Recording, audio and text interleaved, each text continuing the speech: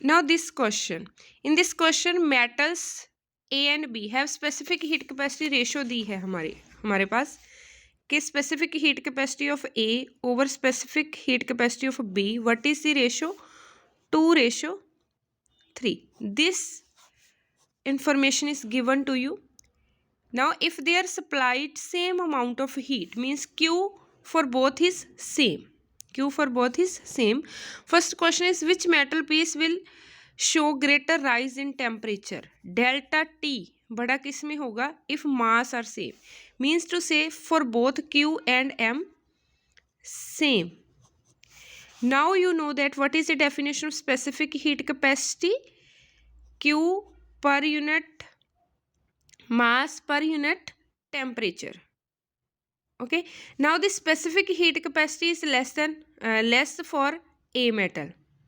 So since temperature is inversely proportional to the specific heat capacity, so temperature will be greater for A metal, because specific heat capacity is inversely proportional to the temperature. It is less for A metal, so temperature will be more for A metal. So answer of A part is metal A. Metal A. Now which metal piece will have greater mass if temperature is same? Now in the A part के लिए उन्होंने बताया था कि Q and M same है, temperature बताओ. अब Q and T same कर दो, mass same, mass is inversely proportional to the specific heat capacity, so again mass will be more for metal A. Metal A. Now the mass ratio is this one, means to say that MA over MB is equal to 3/5. You have to calculate their temperature rise. Same amount of heat is given, means Q is same. Q is same. Calculate this one. Right? How you can calculate? Again by applying this formula. Q is the same and mass and temperature are inversely proportional to the specific heat capacity. So how you can write?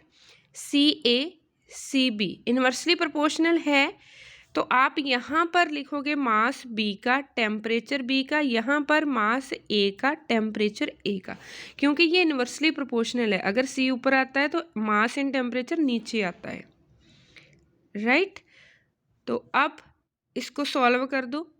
C and CB की value कितनी है? 2:3. 2:3. ये आपने calculate करना है. MA and MB की देखो, MA over MB की वैल्यू दी है, तो यहाँ पर MB ओवर MA है, इसकी वैल्यू 5/3 आ जाएगी. यहाँ पर TB ओवर TA आ जाएगा. इसको इधर ले जाओ तो TA ओवर TB बन जाएगा 5/3. ये इधर आकर फिर उल्टा हो जाएगा, तो आंसर क्या आ जाएगा? 5/2. कहने का मतलब जो टेम्परेचर है उसकी रेशो क्या आएगी? 5:2 आएगी. राइट? उसकी रेशो क्या आएगी? 5:2. ऐसे करके आपने ये करना है. राइट? Note down it. ये पार्ट का था, ये बी का. सी का यहाँ से शुरू होता है. ठीक है? सी को सॉल्व करना पड़ेगा. उसके बाद डी में दी है स्पेसिफिक हीट कैपेसिटी मेटल ए की दे दी. बोल रहे हैं सी ए आपको ये दिया है. सी बी आपने कैलकुलेट करना है. कैसे कैलकुलेट करोगे? दोनों की रेशो जो दी है हमें, कहाँ दी है? ये. कहने का मतलब सी ए ओवर सी बी किसके इक्वल है? 2/3. सी ए की वैल्यू कितनी है? 0.26. सी बी की वैल्यू कितनी है वो हमने कैलकुलेट करनी है. यहाँ पर 2/3. तो सी बी को इधर ले जाओ तो ये क्या आ जाएगा? 3 × 0.26/2. 2 से ये कैंसिल करके 0.13 को 3 से मल्टीप्लाई करके 0.39. पीछे यूनिट लिखना नहीं भूलना. ठीक है? It is the answer of D part. Clear?